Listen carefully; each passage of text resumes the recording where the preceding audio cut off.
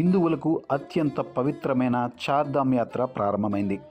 లక్షలాది మంది భక్తులు ఇప్పటికే ఆన్లైన్లో రిజిస్టర్ చేసుకున్నారు.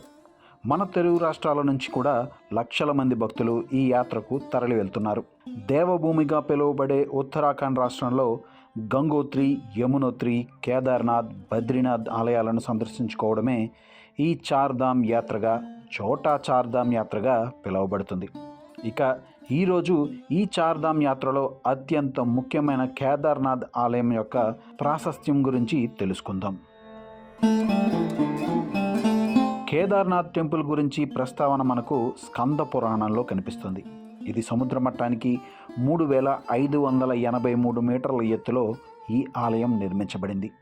ఇక్కడికి చేరుకోవడం ఈ చార్ధామ్ యాత్రలో అత్యంత కఠినమైనది.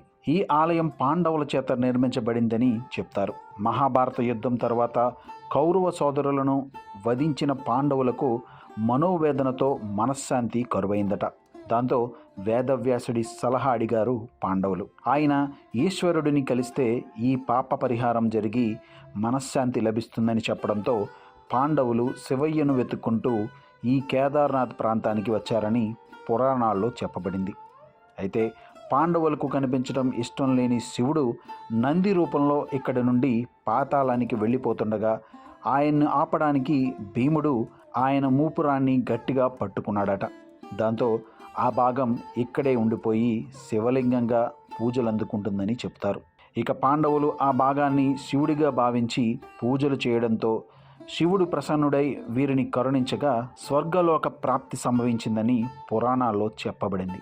ఇక శివుడు నంది రూపంలో భూమిలోకి వెళ్తున్నప్పుడు మిగతా శరీర భాగాలు తుంగనాథ్, రుద్రనాథ్, మధ్య మహేశ్వర్, కల్పేశ్వర్ ప్రాంతాల్లో దర్శనమిచ్చాయని, అందుకే ఈ 5 క్షేత్రాలను కలిపి పంచకేదార్ అని పిలుస్తారు. ఈ యాత్రను పూర్తి చేస్తే భక్తులకు పాప విమోచనం లభిస్తుందని నమ్మకం. ఇక ప్రస్తుతం కనిపిస్తున్న ఆలయం మాత్రం 8వ దశాబ్దంలో ఆది శంకరాచార్యులు నిర్మించారని చెప్తారు. 12 జ్యోతిర్లింగాల్లో కేదార్నాథ్ కూడా ఒకటి. రుద్ర హిమాలయ పర్వత శ్రేణిలో ఉన్న ఈ ఆలయానికి గౌరీకుండ్ వరకు చేరుకుని అక్కడికి 16 కిలోమీటర్ల ట్రెక్కింగ్ మార్గంలో చేరుకోవచ్చు. ఇలా వీలు లేని వారికి ఢోలీ, గుర్రాలు అందుబాటులో ఉంటాయి. ఇక్కడ శివలింగం త్రిభుజాకారంలో ఉంటుంది. ఈ ఆలయం యొక్క ఎత్తు 85 అడుగులు కాగా గోడలు అత్యంత దృఢమైన రాళ్లతో నిర్మించబడ్డాయి. కేదార్నాథ్ ఆలయాన్ని ఇంజనీరింగ్ అద్భుతంగా చెప్తారు. అందుకే ఎన్ని ప్రకృతి వైపరీత్యాలు వచ్చినా ఈ ఆలయం చెక్కు చెదరకుండా దశాబ్దాల నుండి అలా నిలబడి ఉంది. అతి పెద్ద రాళ్లతో నిర్మించిన ఈ ఆలయానికి గోడల మధ్య ఎటువంటి సున్నం, సిమెంట్ వంటి మిశ్రమాలను వాడలేదు. ఇంటర్లాకింగ్ టెక్నాలజీతో ఆ రోజుల్లో ఈ అద్భుతమైన ఆలయాన్ని నిర్మించారనేది నిపుణుల మాట.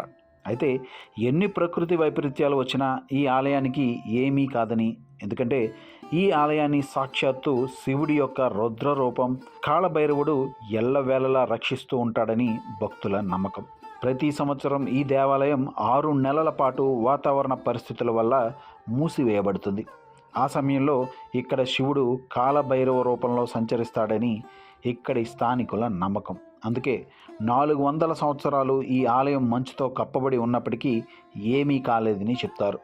ఇక 2013 ఉత్తరాఖండ్ వరదల్లో ఈ ఆలయం చెక్కు చెదరకపోవడం దీనికి నిదర్శనంగా చెప్తారు.